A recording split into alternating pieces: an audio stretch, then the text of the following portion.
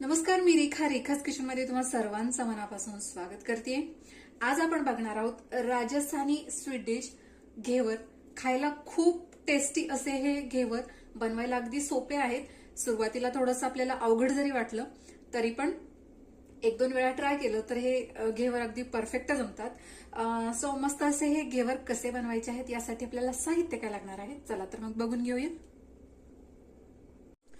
So यासाठी आपल्याला लागणार आहे अर्धी वाटी तूप, साधारण 200 ग्रॅम मैदा, त्याचप्रमाणे पाववाटी बेसन, म्हणजे याच वाटीने जर मोजून घेतलं तर हे पाववाटी बेसन आहे। अर्धी वाटी दूध, साधारण 100 ते 125 ग्रॅम साखर। फ्लेवरसाठी इथे आपण वेलची घेतलेली आहे। तर सर्वात आधी आपल्याला तूप जे आहे ते मस्त असं फेटून घ्यायचंय। त्यासाठी आपल्याला लागणार आहे बर्फ।